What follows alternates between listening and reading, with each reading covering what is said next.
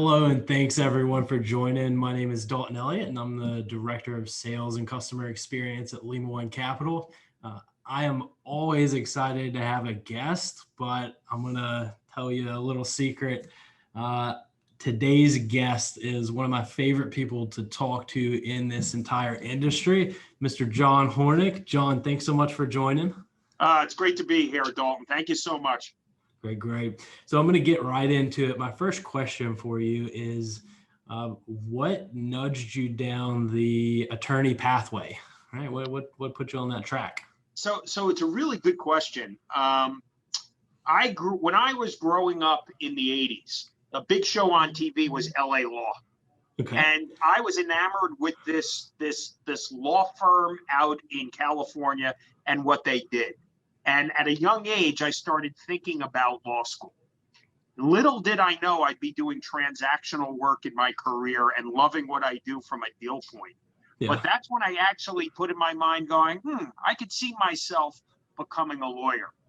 My late father served as mayor of my town, which Okay. I'm the mayor of now, and we could talk about that later. Yeah. But it introduced me to government. So Yeah. there was a natural interest in law and government at a very young age. After going to University of Delaware, I came out when there was a heavy recession going on, and I decided right away to go to law school. Now, for me, I will tell you, having the law degree gave me the confidence to be able to sit at any table and not feel that someone had an advantage over me. Yeah. And that was important. So a whole bunch of factors pushed me to law school. But, I thought I'd be a practicing litigator every day. And I fell in love with the transactional world.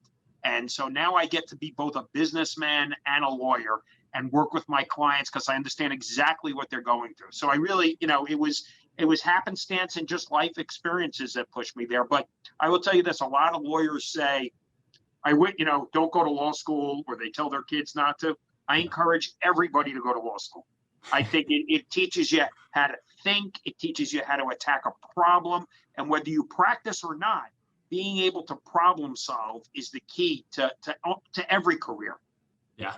That's sage advice, and definitely kind of atypical. Usually some of the professions you think about, physicians, attorneys, you hear the cliche advice, oh, don't tell my kids not to do that. So it's interesting to hear you say, like, get after it. You know what? I love what I do. Yeah. And, you can't work as hard as we all do and hate it. Right. If you did, it would be a disaster.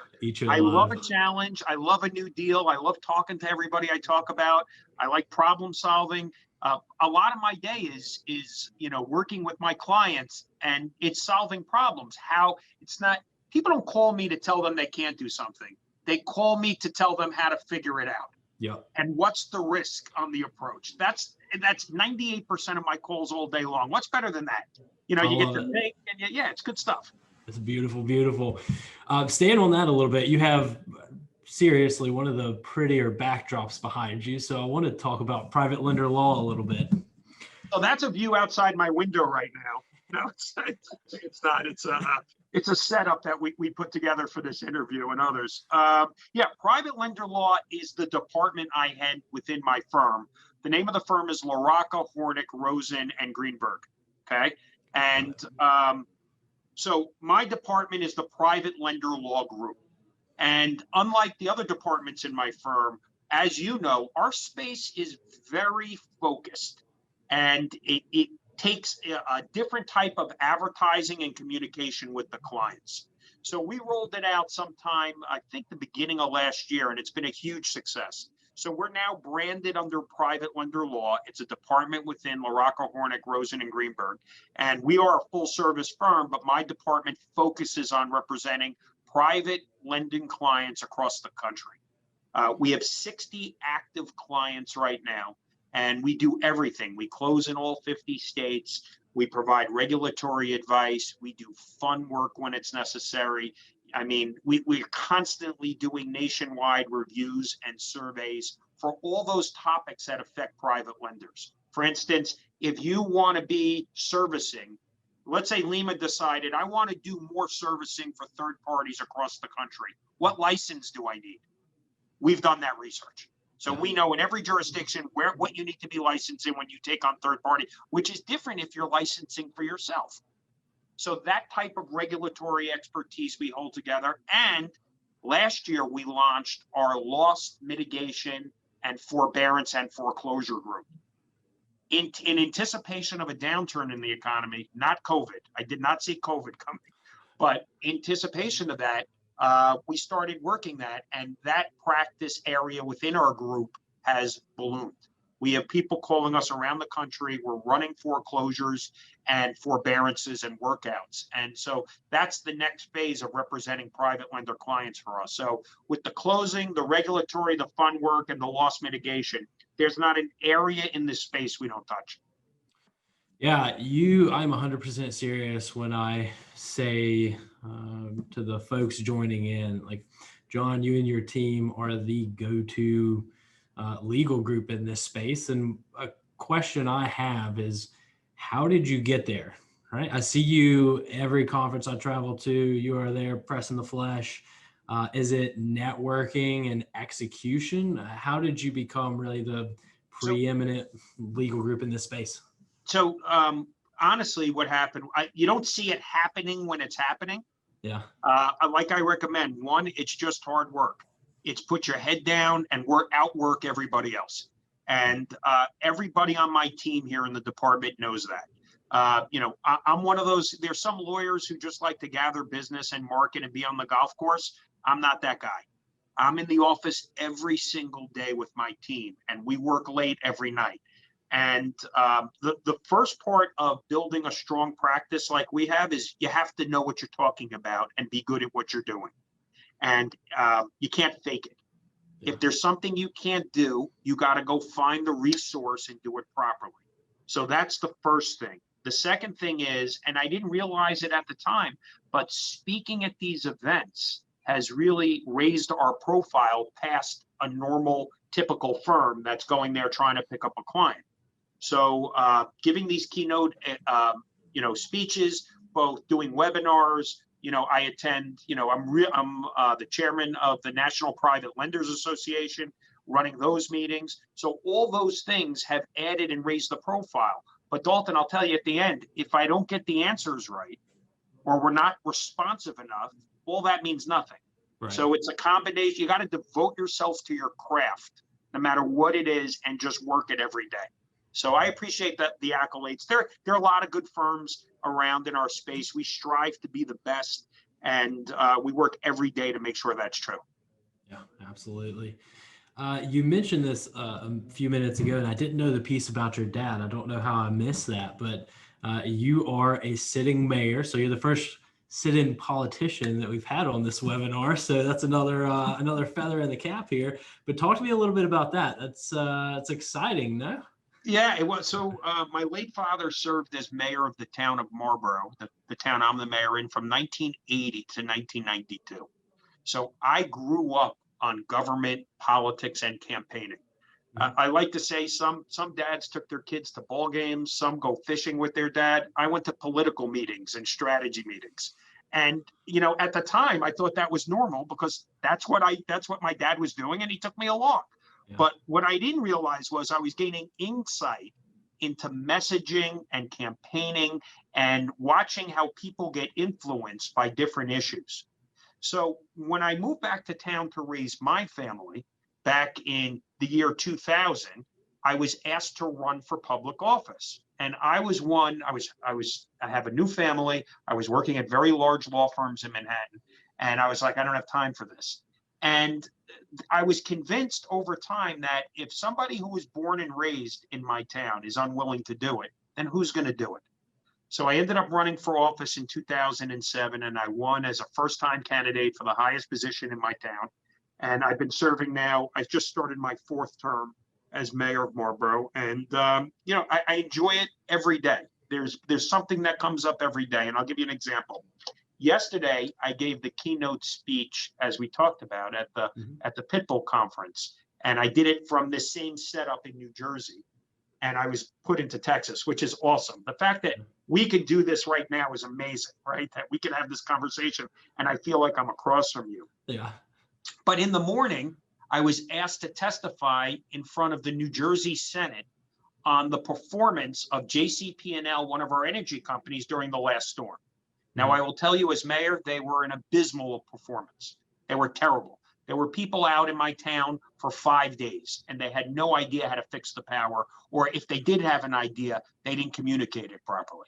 So I got to testify in front of a state committee, all these senators, a half hour before I flipped and gave this keynote speech yesterday.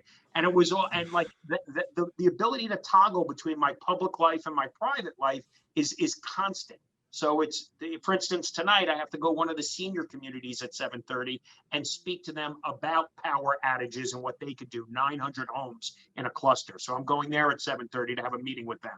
So, but I enjoy, I'll tell you, Dalton, I enjoy everything I do. It's not a burden, and I'm thank God I have it in my life. I'm grateful. Yeah, you light up about everything, which is just, it's a beautiful thing to see. And it sounds like I have some similarities there in the dynamic piece, right? If I'm doing the same thing over and over and over again, I will absolutely lose my mind. But a calendar and a task list that's diverse and constantly shuffling, and that's fun, right? Yeah, and look, listen, I'll tell you, and Jeff Tennyson, your CEO, knows this better than anybody. Paying people doesn't keep them in place. Right. Challenging them and giving them responsibility and allowing them to grow. And that is the key. So I could keep everybody at my firm happy if I challenge them every day and keep moving them up to their ability. Same thing for you. You just took on this new position. It's exciting for you. It's challenging to you. And that's really important to keep you. If you just throw money at people, they get bored. Yep. They need to be challenged, and smart people know that. And I'll tell you the exact thing I tell my son, who's graduating from the University of Michigan this year. Do what you love. Forget about the money. The money will come if you do what you love, because you will enjoy what you're doing. You'll work hard, and people will recognize that. And that's really the formula for being successful, doing what you love, because then it's not work. And then you could really excel at it. If it's the view you just said, walking in, oh, I got to do this today, and it's like stamping something, the same thing every day, it's never going to be a career. It'll be a job, but not a career. Yeah. Some deep life advice going on. I love it. I'm going off. No. So you mentioned that you gave the keynote to the Pit Bull, and one thing I want to spend some time on, or take some of your time on, is you're seated in our industry. You are a mayor. Talk a little bit about elections upcoming, the economic impact you think that'll have for investors, lenders. There's a lot of there's no shortage of unknown variables out there in the world, and I think this is a very interesting and tangent one. So could you give some insight there?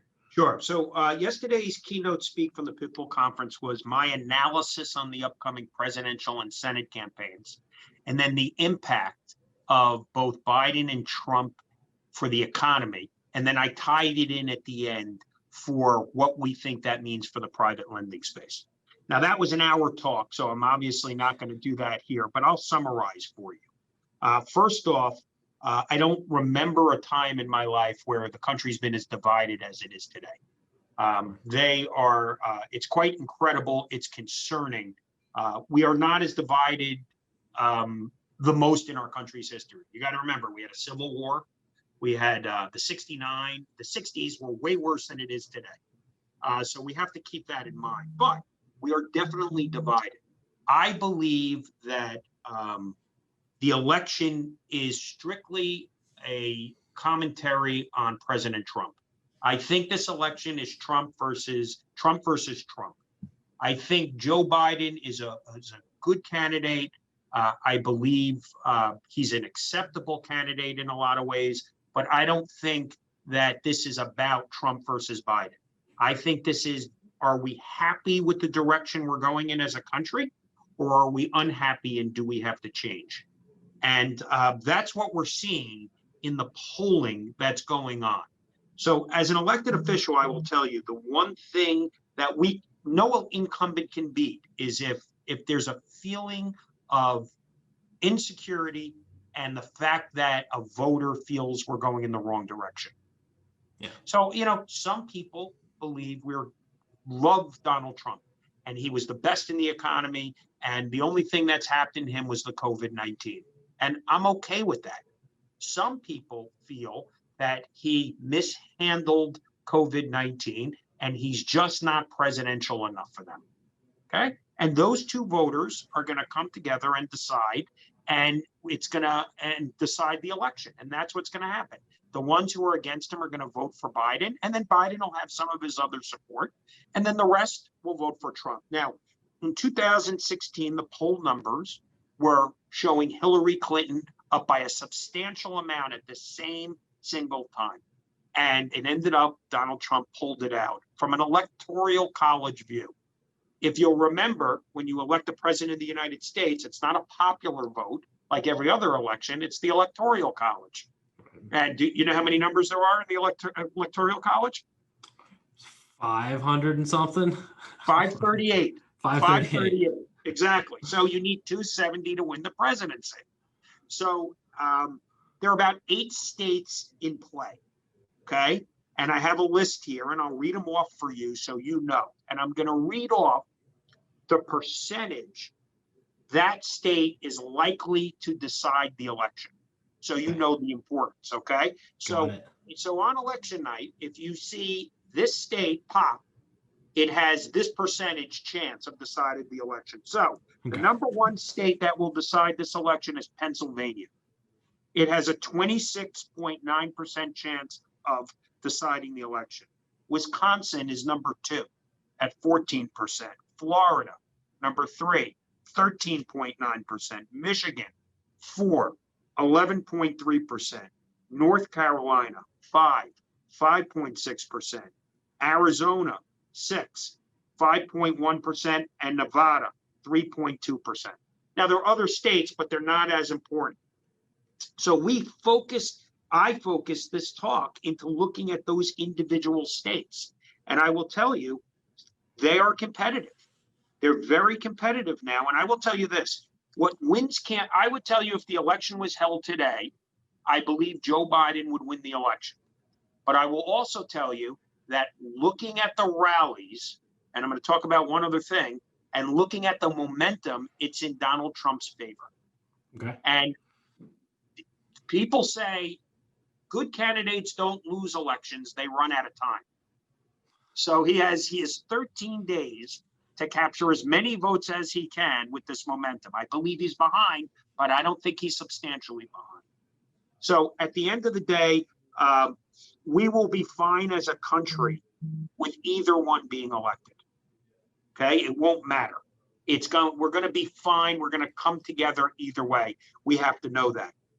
The Senate, the House of Representatives is going to stay as a Democrat. So that's not going to be an issue. The Senate is up for grabs, okay, for the first time in a long time. Now, I, for one, prefer the Senate to be an opposite party I don't want the president to have all 3 houses of Congress. So if Biden gets in, I want the Senate to be Republican. If Trump gets in, it could remain Republican or go Democrat. I don't care. I just don't want one party to have all 3 because there's certain agendas of both parties that really bother me, and I don't want that to be pushed through. Okay, so fair analysis. That's reasonable.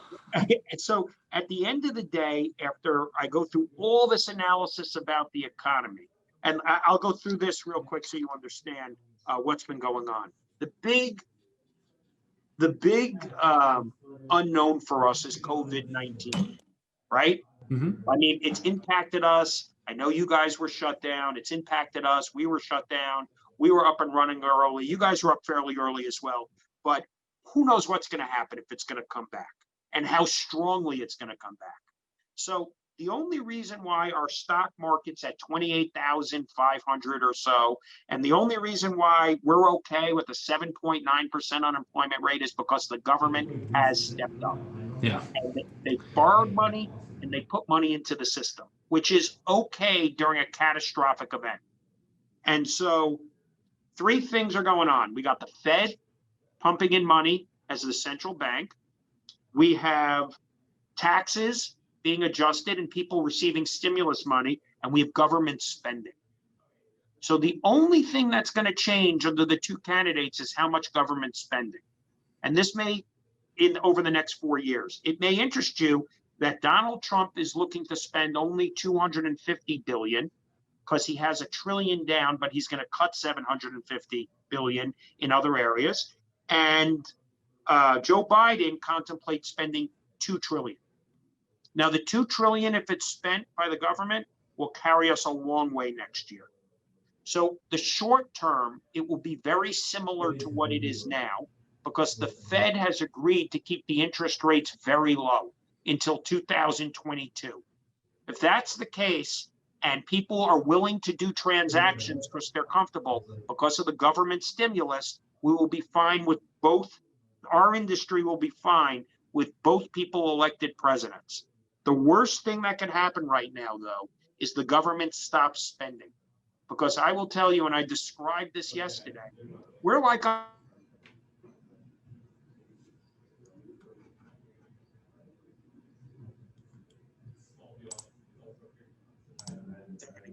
we have big fat training wheels on a spike, and that's the government stimulus that's there. And we're riding over a really rough road. If those training wheels come off right now, we're going to fall. Yeah. So they got to keep that on and keep doing it. Now, people are worried about the borrowing, and I get that. And there's some people who believe that borrowing is a mistake. Borrowing is a mistake, except if there's a catastrophic event going on like there is. So we have to keep the lights on and people employed to the extent we can and preserve our way of life. And we're going to have to pay back the money eventually. But the last thing I'll leave you with on this point is that interest rates are so low, the government is borrowing this money at next to zero.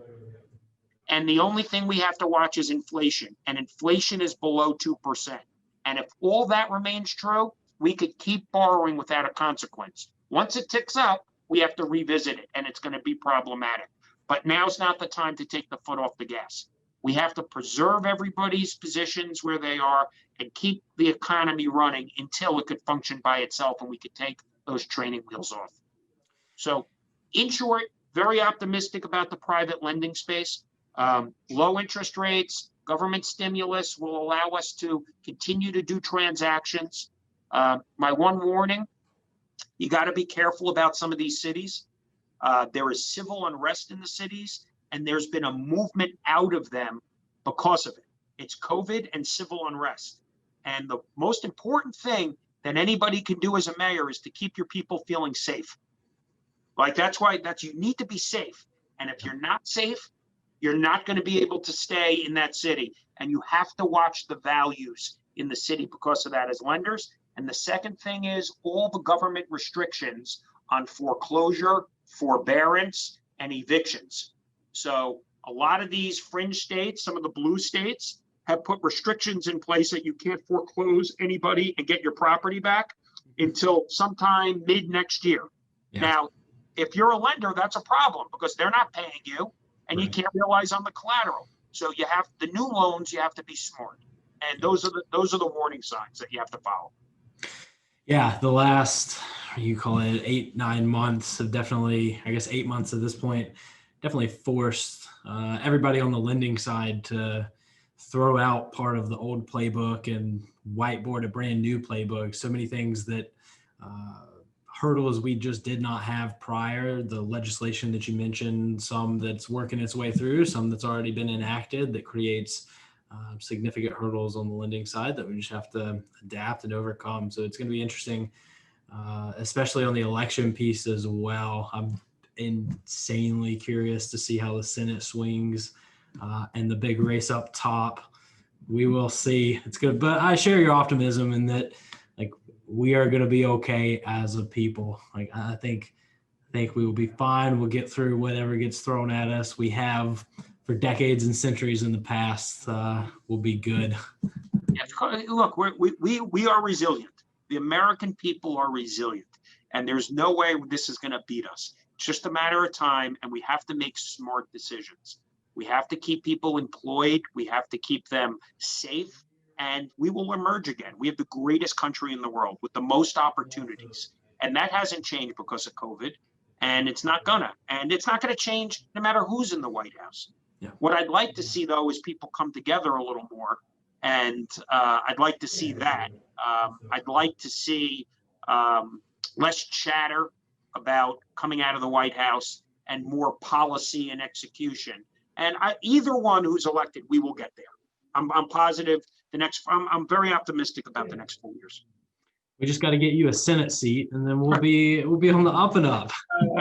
That's one of the dream jobs I would like in politics if I could ever afford to. But right now I'm hyper focused on my practice and my business, so I'm not going anywhere soon. Good. So if you'll indulge me, Jon, I have a few quirky questions I want to ask you. It's a little favorite thing of mine to do on the webinar. So are you game? You gonna embarrass me? It's recorded. You can say whatever you want. Nobody will ever know. Okay. So here's a softball one. So what's a vacation memory that always puts a smile on your face?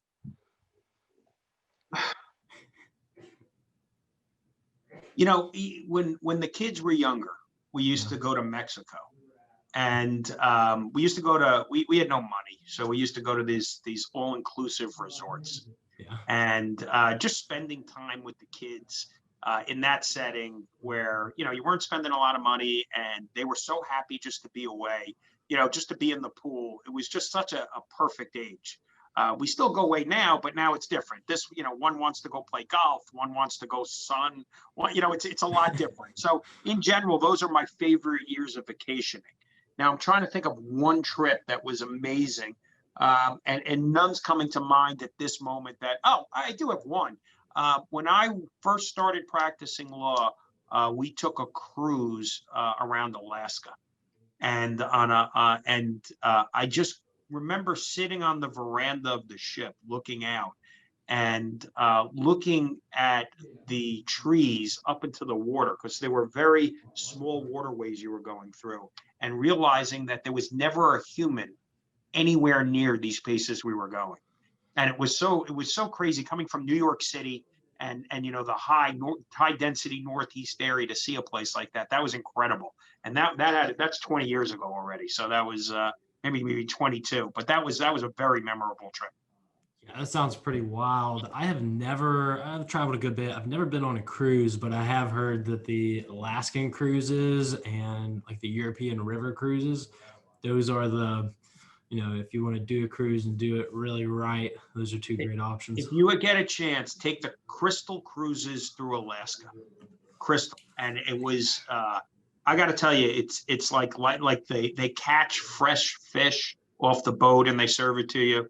It's a higher end cruise, and there's not that many people on the ship, but just the experience to go to a place that has no population. I mean, there's no one there. It's just a different trip versus going to areas like if you go to Disney World, where it's high traffic, high density, which is a whole different discussion. I've done that too, but that is probably the most memorable. Great. Another one for you. What is your favorite breakfast cereal?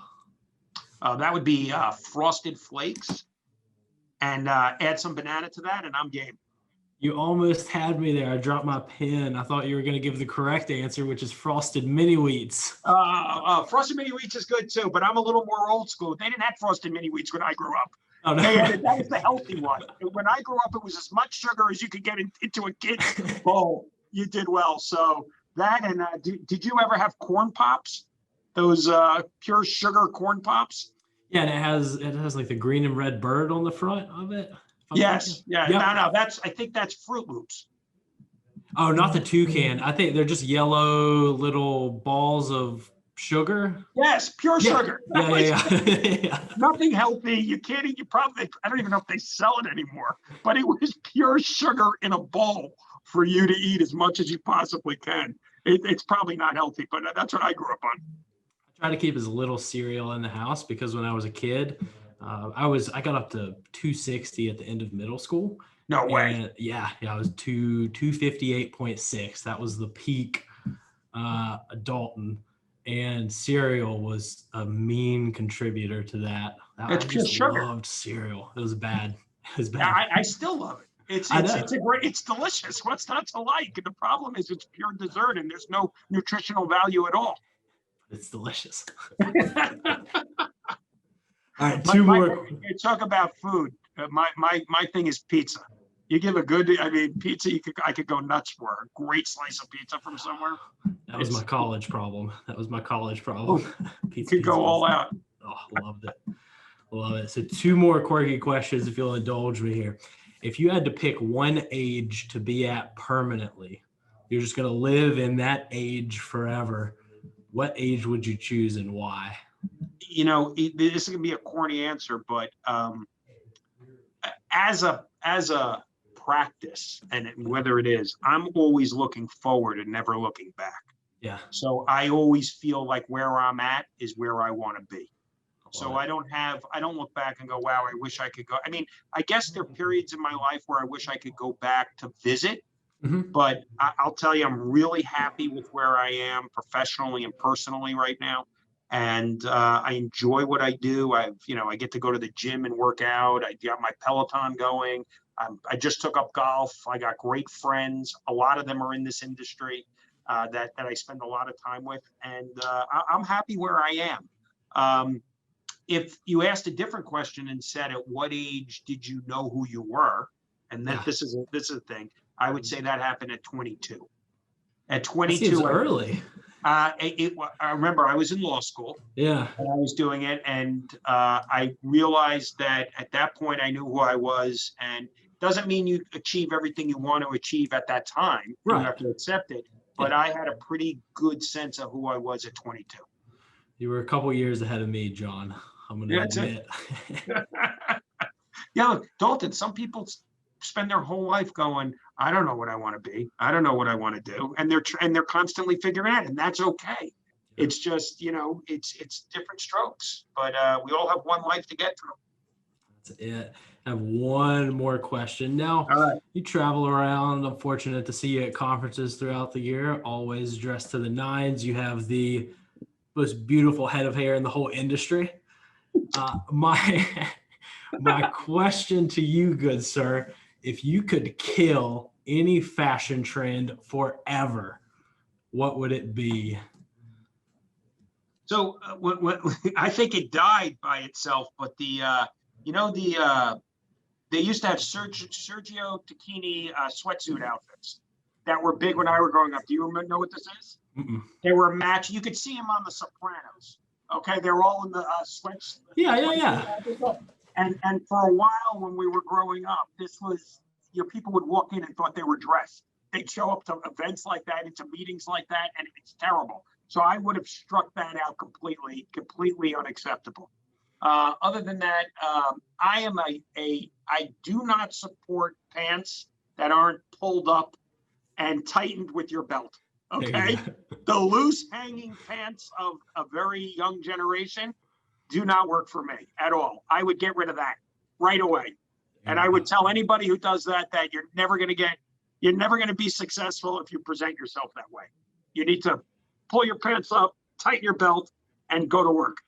That is a fair point. And to hit a Sopranos reference, a Don doesn't wear shorts. Right? That's right. You got it. Exactly. A Don doesn't wear shorts. That's right. I think that was that was Tony. It was also in do you remember Hoffa? Did you see Hoffa? With Jack Nicholson? Yes. Or Nicholas? I always get Nicholson and Nicholas. I do too. That's so funny you say that. It's the same thing. Yes. Yep. When he was Jimmy Hoffa, he was meeting one of the other guys. I'm forgetting his name, and he was in Florida, and he came in shorts and a T-shirt, and he made a big deal. He came to a meeting that way. But you're right. Dons don't wear shorts. That's a good way to sum it up. I'm going to grandstand here. I have an active trend I would like to kill, or at least an article of clothing I would like to put very strict parameters around. Flip-flops. Really? I don't wear them much, but really? It angers me. So I grew up at the beach, and flip-flops were a thing. I grew up just south of Myrtle Beach. But it deeply frustrates me to this day. And my wife will grab my arm and say, "Oh, it's okay." But I am a firm believer of flip-flops are to be worn in transit to or fro a body of water, whether that's a lake, a beach, a vessel in a body of water. I'm like, let's have some closed-toed shoes if we're out and about.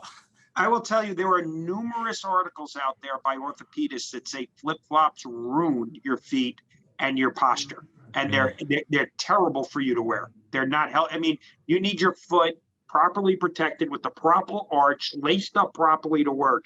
And they every time, there's not an orthopedist of any kind of reputation out there that recommends flip-flops. It's terrible for you. I can get behind that. See that? I Look love at you, orthopedists. cutting edge, and you didn't even know it. Great. Well, John, any parting words on your end, my good friend? No, Dalton, this was great. I appreciate it. Love the guys at Lima very much. You guys are top shelf in the space. Keep doing what you're doing, and can't wait to see you live at the next conference. I love it. For everybody joining just above John, privatelenderlaw.com. If you have any needs, reach out to them, learn a little more about them. Jon Hornik, thanks so much. Thanks, Dalton. Talk to you soon.